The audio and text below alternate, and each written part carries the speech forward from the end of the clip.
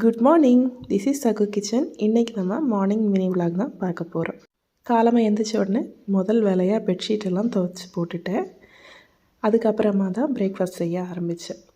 So அன்றைக்கி எனக்கு Aadi Amavasai cleaning தான் வேலை தான் நடந்துகிட்ருச்சு. அதனால் மார்னிங் சிம்பிளாக பிரேக்ஃபாஸ்ட் பண்ணலாம் அப்படின்னு சொல்லி முதல் நாள் ஆப்பத்துக்கு அரைச்சி வச்சுருந்தேன்.